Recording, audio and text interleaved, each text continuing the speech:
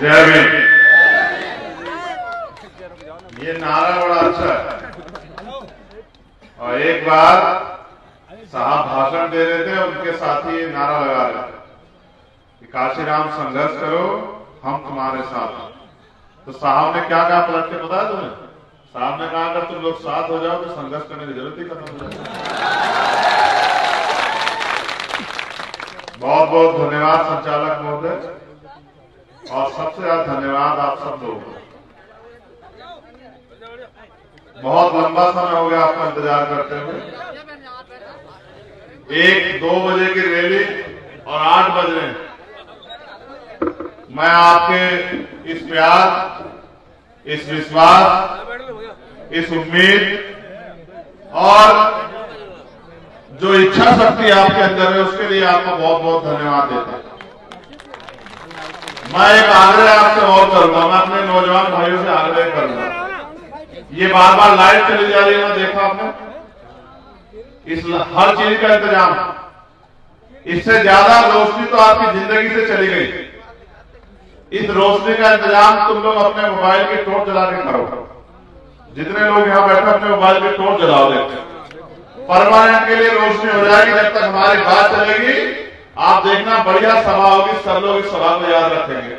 अपने मोबाइल की टॉर्च जलाओ और ध्यान हमारी तरफ करो, और फिर देखो कितना बढ़िया माहौल बने यहाँ। आपके भी चेहरे पे रोशनी आ जाए और हमारे चेहरे पे भी रोशनी आ जाए। जल्दी जल्दी जलाओ, फिर स्टार्ट करें बात को। और जो आप पीछे खड़े हैं गाड़ियों के बाद वो भी जला लो, पता लग जाए कि हमें सुनने वाले कहां तक खड़े हैं। हमारे लोग हमसे प्यार करने वाले हमारे लोग कहां तक खड़े हैं, ये भी पता लग जाए।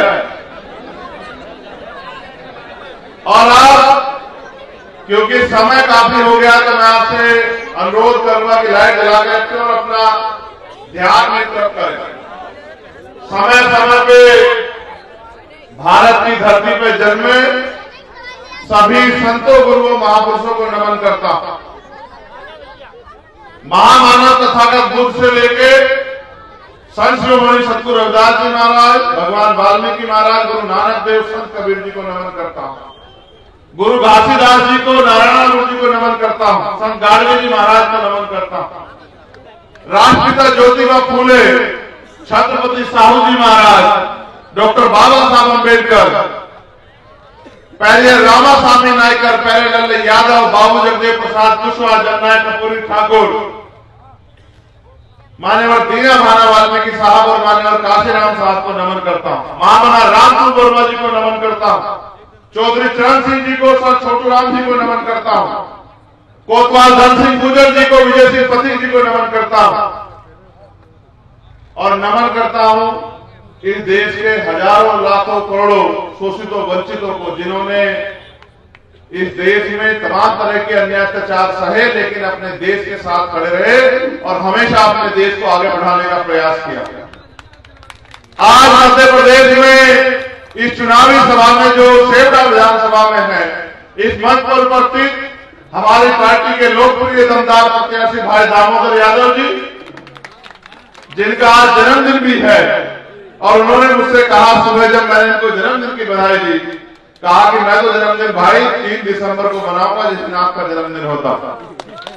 मैं ये समझ गया कि 3 दिसंबर को मनाने का मतलब ये है कि इनको पूरा विश्वास हो गया है कि 3 दिसंबर को परिणाम आएंगे और सेवड़ा की महान जनता इनको आशीर्वाद देके भेजेगी और 3 तारीख को परिणाम वाले दिन इनके मन में जो टीस है आपकी आवाज सड़कों के अलावा सदन में उठाने की वो भी पूरी हो जाएगी।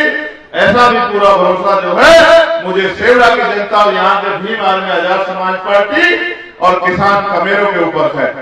यहाँ इस मंच पर उपस्थित हमारे भीम आर्मी के राष्ट्रीय महासचिव, हमारे मध्य प्रदेश के प्रदेश के अध्यक्ष भीम आर्मी के सुनील बैरजिया जी और संभाग मंडल जिले के नेता और मेरे साथ चल के आए मेरे भाई और यहाँ पिछड़े कमजोरों दलितों मजदूरों की आवाज उठा रहे और तमाम तरह से अपनी जान को जोखिम में डाल के आपकी लड़ाई लड़ रहे, आपके स्वाभिमान सम्मान की रक्षा कर रहे भाई नरेंद्र भाटी जी का भी और उनके साथ आए हमारे प्रदेश कोर कमेटी के मेंबर, राष्ट्रीय कोर कमेटी के मेंबर भाई अमित कसाना जी का भी धन्यवाद करता हूं।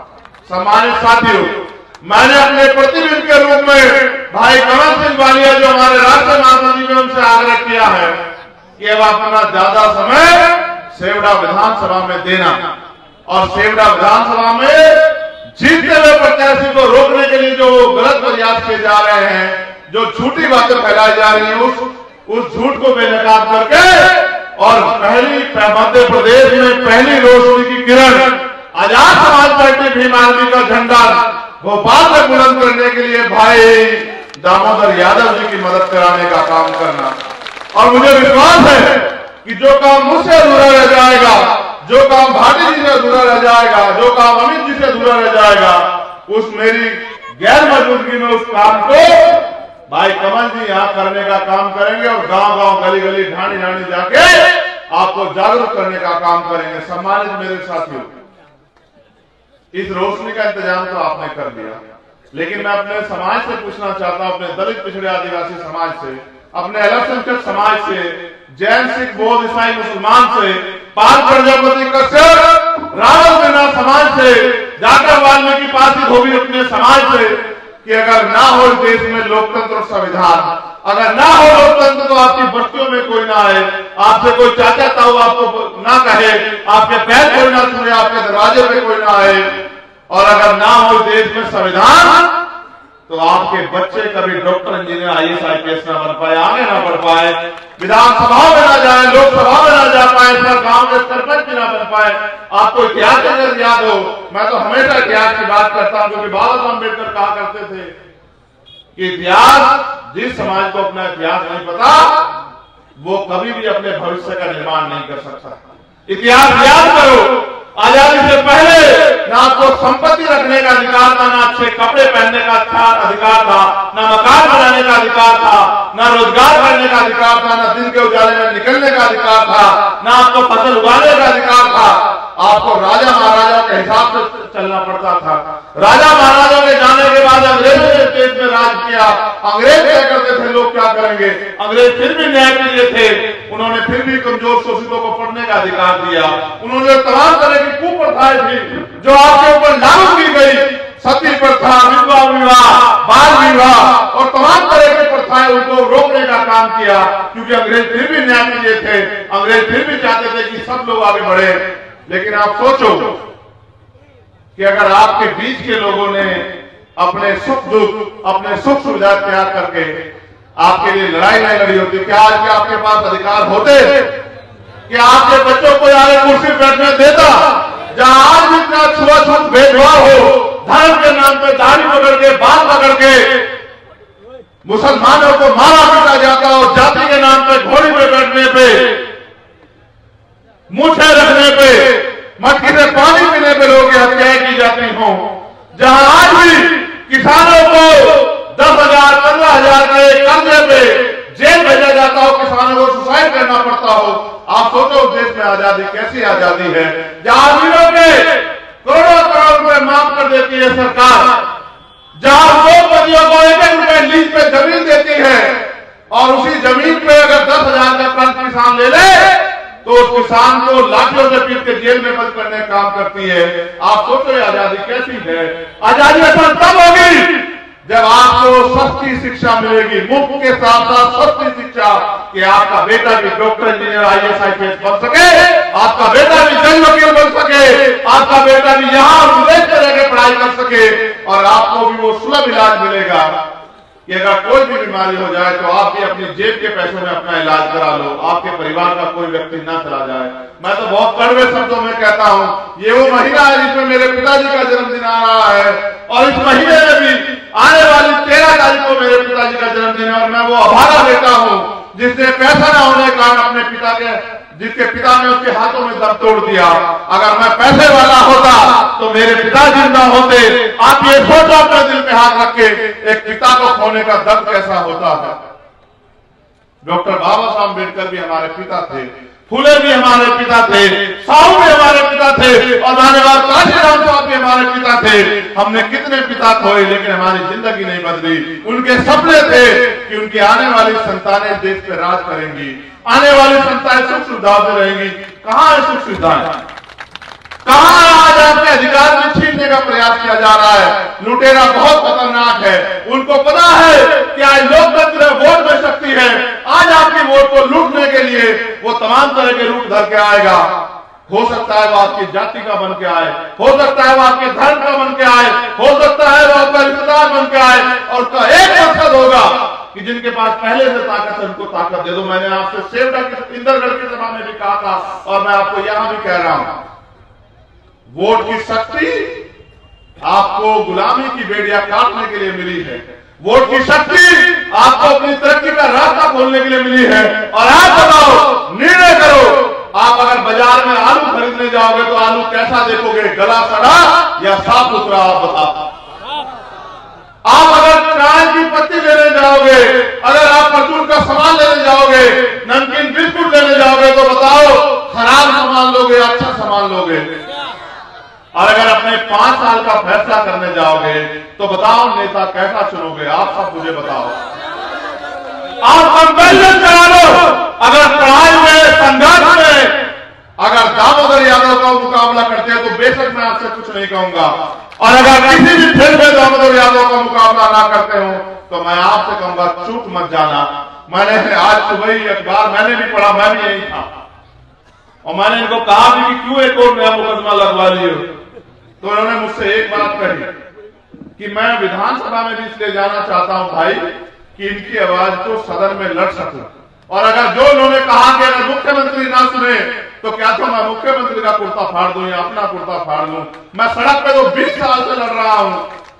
उन्होंने कहा अगर आज मैं विधायक होता तो किसानों को वहां चौराहे पे नहीं बैठना पड़ता, गरीबों के बच्चों को सड़कों पे अपने 2 टाइम की रोटी के लिए इंतजार नहीं करना पड़ता। मैं इस क्षेत्र में रोजगार लेके आता, इस क्षेत्र में कंपनी लगवाता, इस क्षेत्र में जो है तमाम तरह के स्कूल कॉलेज बनवाता कि गरीबों के बच्चों को सुख सुविधा अधिकार मिले। लेकिन मैं मजबूर हूं कि आज भी मेरे लोगों ने मुझे वो ताकत नहीं दी। मैंने इनसे कहा कि दामोदर निराश मत होना, ये समय होता, आज उनका है कल तुम्हारा भी होगा। कल जनता ने उनको ताकत दी थी, आने वाले कल में तुम्हें भी देगी, आप चिंता मत करो। मैंने ये भी कहा कि तुम 60 साल के नहीं हो, घबराओ मत, जनता तुम्हें अवसर भी देगी, जनता तुम्हें ताकत भी देगी और तुमसे काम भी लेगी। मगर तुम ये याद रखना कि अगर इतिहास को तुम्हें मौका दिया तो ऐसा काम करके जाना कि जो 30-30 साल 20-20 साल से विधायक हो उनकी 20 साल की विधायकी और आपके 5 साल की विधायकी में कोई मुकाबला नहीं होना चाहिए। मैंने ये भी पूछा कि रोजगार के लिए क्या करोगे, तो उन्होंने मुझसे कहा कि मैं हर भरसक प्रयास करूंगा। मैं आपको कह रहा हूं मेरी माओ बहनों कि आज हमारे यहाँ महिलाओं पर रेप हत्या अत्याचार होते हैं। आज बहन बेटियां सुरक्षित नहीं है और सशक्त भी नहीं है। सारी सरकारें सशक्तिकरण की बात करती हैं। मैं पूछ रहा था क्या करोगे, तो उन्होंने कहा मैं कोशिश करूंगा किसी भी तरह इनको घर तक रोजगार पहुंचाने का काम करूंगा, इनको अपने पैरों में खड़ा करने का काम करूंगा। और मैं अपनी बहनों को कहूंगा कि वो चोले चुपके के चक्कर में ना पड़े, वो डॉक्टर इंजीनियर IAS IPS बन के इस प्रदेश में कुर्सियों में बैठे, इस प्रदेश में राज करें, अपने लोगों को आगे बढ़ाएं, अपने लोगों को ताकत दें। मैं रोज बहुत सारी चीजों पर उनसे बात करता हूं। आज उनका जन्मदिन भी है, मैं आपसे पूछना चाहता हूं, उन्होंने एक आपने बहुत बड़ा केक भी यहां बना के रखा है। मैं तो आज इस केक को काटना नहीं चाहता, मैं तो चाहता हूं दामोदर भाई का केक भी मैं 3 तारीख को काटूं अपने साथ। आप चाहते हो नहीं चाहते बताओ? अच्छा केक तो कट जाएगा, लेकिन इनको इनाम क्या दोगे? गिफ्ट क्या दोगे? गिफ्ट बताओ, क्या दोगे गिफ्ट में इनको बताओ। अभी इन्होंने पूछा तुमसे कि कितने लोग हैं जो 4-4, 5-5 लोगों की वोट के लिए तैयार करेंगे? आपने हाथ उठाए। जितने लोग आप यहां बैठे हो, अगर मैं कैलकुलेशन करके बताऊं, आपकी संख्या हजारों में है। अगर 4 वोट से काउंट करूं तो 40,000 वोट की बात आप कर रहे हो। अगर मैं 5 वोट से काउंट 50,000 की बात कर रहे हो। पिछला विधायक कितने में जीता?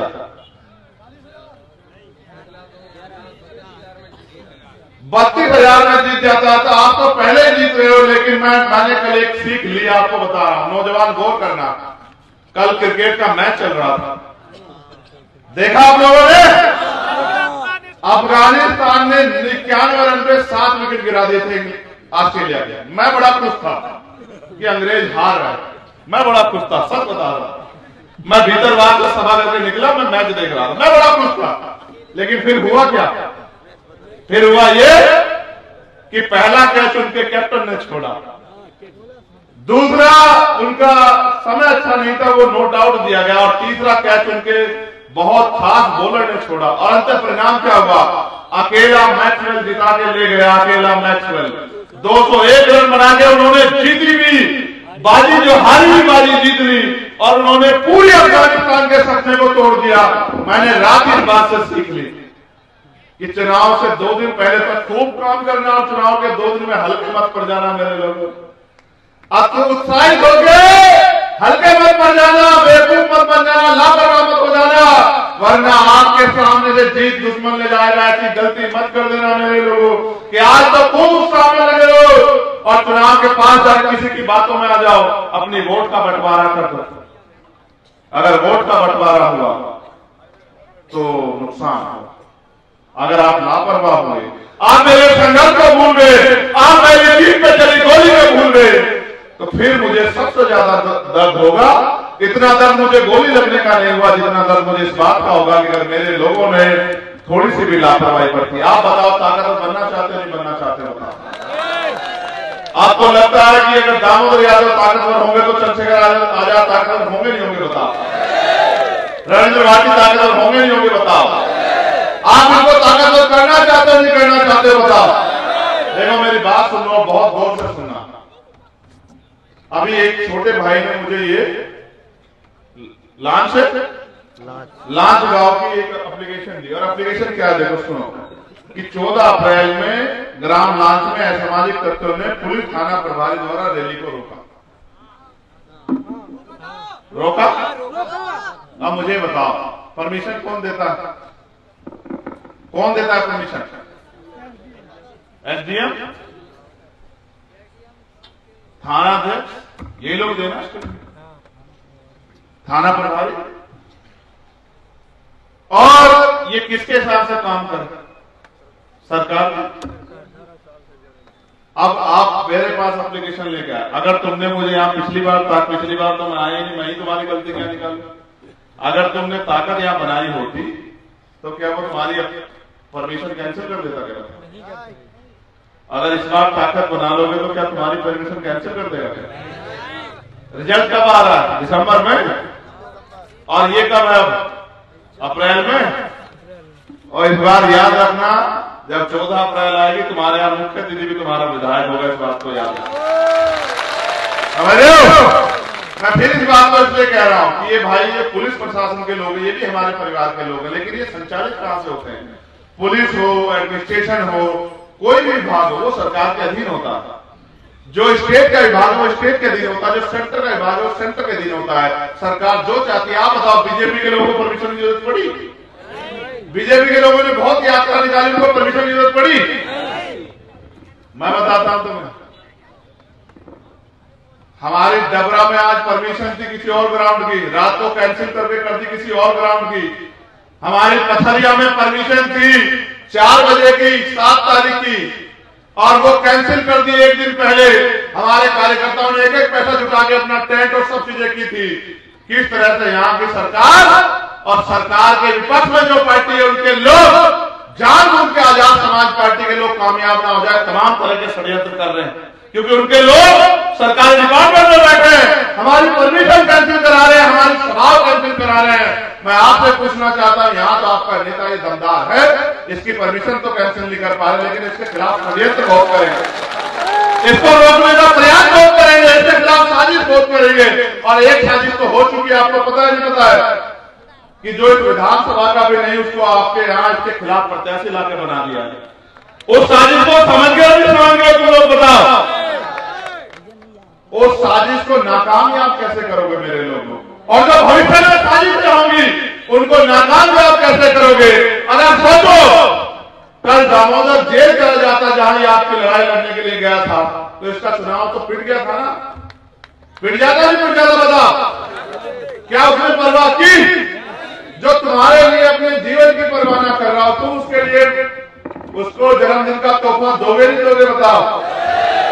और यहां तो तुम पे बम्पर ऑफर है, तोहफा 1 जन्मदिन 2। भाई इनको दोगे तो भी हमें मिलेगा, हमको दोगे 3 तारीख में तो भी हमें मिलेगा। तो इसलिए आपसे आग्रह करूंगा, पिछले 5 साल आपने मेरे साथियों ना धूप देखी, ना छांव देखी, ना आंधी देखी, ना तूफान देखा, ना रात देखी, ना दिन देखी। और मैं जानता हूं अपने मेहनत की कमाई से, खून पसीने कमाई से, तेल गिरवा गिरवा के मोटरसाइकिल में आपने सरकार द्वारा किए गए हर जुल्म के खिलाफ लड़ाई लड़ी। आपकी 5 साल की मेहनत को स्वरूप देने का समय आ गया है। आपकी 5 साल की मेहनत को जो आपने सड़कों में लड़ी, उसको कामयाब करने का समय आ गया है। और इसलिए मैं आपको कहना चाहता हूं, क्योंकि अगर आप चूक गए, मैं आपको बहुत जिम्मेदारी से कह रहा हूं मेरे नौजवान साथियों। कहते हैं ना कि संघर्षों के साय में घनघोर जवानी पलती है और इतिहास पर झुक जाता है जिस और जवानी चलती है। मैं आपसे कहना चाहता हूं, अगर चूक गए तो क्या होगा तुम बेहतर जानते थे। मैं इसलिए आपको अवगत करा रहा हूं कि पैसे वाले भी आएंगे, ताकत वाले भी आएंगे, बाहुबल वाले भी आएंगे, आपको डराने का भी काम करेंगे, आपको खरीदने का भी काम करेंगे, आपको भटकाने का भी काम करेंगे। फैसला आपको करना है। क्या बाबा साहब अम्बेडकर के मानने वालों को कोई खरीद सकता है? क्या उनको कोई डरा सकता है? क्या उनको कोई रोक सकता है? क्या उनको कोई मैदान जंग में हरा सकता है? क्या बताओ? ये जंग है, ये जंग है गरीबों कमजोरों की, किसान कमेरों की, ये जंग है दलित पिछड़े आदिवासियों, मुसलमान जैन सिख कोटवासी की। और ये जंग है ताकतवर लोगों और कमजोरों के बीच की। और इस जंग को तुम्हें 17 तारीख को जीत लेना है। 17 तारीख तक सोना नहीं है मेरे लोगों। 10 दिन का खेल बचा है, इस 10 दिन में ऐसा खेल कर दो कि ताकतवर लोग डर जाए, कांप जाए, उनको एहसास हो जाए कि अब ये जाग रहे हैं, अब ये किसी भी तुम्हारे षड्यंत्र में नहीं आने वाले। एक बात के लिए और जागरूक कर रहा हूं, राजनीतिक व्यक्ति हूं, समझता हूं आपकी एकता को तोड़ने के लिए तमाम तरह से प्रयास किए जाएंगे। हो सकता है जातिगत झगड़े करा दिए जाए, यादव और दलितों को बिठा दिया जाए, गुर्जर और दलितों को बिठा दिया जाए, रावत और दलितों को बिठा दिया जाए, रावत और गुर्जरों को बिठा दिया जाए, रावत और यादवों को बिठा दिया जाए। सारे षड्यंत्र का एक ही लक्ष्य होगा कि दामोदर यादव विधानसभा में चला जाए। एक ही षड्यंत्र होगा और कोई षड्यंत्र नहीं। आप ये बताओ, बाबा साहब अम्बेडकर ने आपको वोट का अधिकार दिया है, इस वोट की शक्ति से कामयाब बनोगे या कमजोर बनोगे? बताओ। कामयाब बनोगे या कमजोर बनोगे? बताओ मेरे लोगों। अगर एक बार तुमने शुरुआत कर दी तो आपको लगता है क्या होगा? जो मेरा प्रयास है, जो मेरा सपना है, और जिस सपने को देख के मैं रोज जीता हूं और उम्मीद करता हूं कि अपनी जीती जिंदगी इसको पूरा करके जाऊं, जिस सपने को देख के मैंने 16 महीने जेल काटी, जिस सपने को देख के मैंने दिल्ली की 2-2 बार तिहाड़ जेल काटी, जिसके नाम से लोग डर जाते हैं। जब CNTR NRC का मामला था, कोई लड़ना नहीं चाहता था, मगर मैंने तय किया कि नहीं, अगर आज मैंने कमजोर लोगों को, मजलूमों को छोड़ दिया तो कल कोई किसी पे भरोसा नहीं करेगा कि कोई ईमानदार से लड़ सकता है। उसके लिए मुझे जेल जाना पड़ा, 250 लाठियां खानी पड़ी। और जब दिल्ली में सतगुरु रविदास जी महाराज का गुरु घर तोड़ दिया गया, आपके लोग भी पहुंचे थे, 3 लोग मध्य प्रदेश के भी जेल गए थे, मैं उनका भी धन्यवाद करता हूं। वो भी लड़ाई हमने जीती। लेकिन मैं किस उम्मीद से आज आपके बीच में हूं? ये अंजुल यहां खड़े मुझसे कह रहे थे कि भाई अभी आपके ऊपर गोली चली, मगर आज आप खुलेआम बोल रहे, आपको डर नहीं लगता? तो मैंने इनसे कहा कि जिंदगी तो एक बार, मैं बुद्ध को मानने वाला हूं। बुद्ध ने कहा कि मृत्यु अटल सत्य है, जो पैदा होगा उसको मरना है, लेकिन जीव कैसे, ये मुझे अपने लोगों को सिखाना है। क्या डर के जीना है या डट के जीना है, ये मेरे लोगों के लिए मुझे संदेश देना है। इसलिए अगर मैं डर गया तो आगे 50 साल कोई मां अपने बेटे को समाज के लिए लड़ने के लिए नहीं भेजेगी। आप समझते हो? आप अपने घरों में जाके देखो। जब मैंने 12 फरवरी के भोपाल के आंदोलन के बाद आपसे आंकड़े लिए थे, आज भी हमारे लोगों के घर कच्चे। ये कच्चे घर क्यों है? आज भी पीने को साफ पानी नहीं है, पहनने को साफ कपड़े नहीं, खाने को अच्छा खाना नहीं है, आज भी गैर बराबरी है, भेदभाव। तो सरकारों ने हमें दिया क्या? सरकारों ने हमें सिर्फ कमजोर करने के अलावा, हमें लूटने के अलावा, हमें बर्बाद करने के अलावा, हमारे सपनों को कुचलने के अलावा सरकार ने किया क्या? मैं आपको पूरी जिम्मेदारी से कह रहा हूं, आज की बात नहीं कहता कि इसी साल कर दूंगा, लेकिन मैं आपको पूरी जिम्मेदारी से कह रहा हूं मेरे नौजवान भाइयों, आप लोगों का सहयोग रहा तो आने वाले 10 साल में भारत को ऐसा भारत बनाना है कि भारत का हर एक व्यक्ति जिस सपने को बाबा साहब अम्बेडकर ने देखा, जिस सपने को माननीय काशीराम साहब ने देखा, जिस सपने को नेताजी मुलायम सिंह यादव ने देखा, जिस सपने को ज्योतिबा फूले ने देखा, वो सपना पूरा होकर रहेगा। इस बात को आप लोग याद रखना। एक ऐसा देश, एक ऐसा समाज बनेगा जो सतगुरु रविदास जी महाराज भी कह गए कि ऐसा चाहूं राज में जहां मिले सबनु अन्न और छोटे बड़े सब सम बसे रविदास रहे प्रसन्न। ऐसा राज जहां कोई छोटा बड़ा नहीं होगा, जहां किसी कोई भय नहीं होगा, कोई लूटपाट नहीं होगी, किसी बहन बेटी के साथ में अत्याचार नहीं होगा, किसी कोई मारेगा नहीं, कत्ल नहीं करेगा, किसी को जमीन नहीं दबाएगा, किसी को कोई परेशान नहीं करेगा, जहां खाने के लिए अन्न की, ढकने के लिए तन ढकने के लिए कपड़े की और सर पे छत की दिक्कत किसी को नहीं होगी। गरीबों को भी वो सम्मान मिलेगा जो अमीरों को मिल रहा है।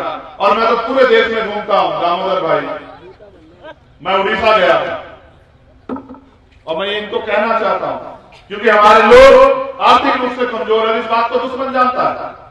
उनको पता है कि असली जरूरत पैसा है, इनके पास पैसा नहीं है, तो वो पैसा फेंक के हमारे वोट को खरीदता है। कई बार मैं उड़ीसा गया, मैंने देखा हमारे बच्चों पे जो हमारा सम्मान है, पहनने के लिए कपड़े नहीं है।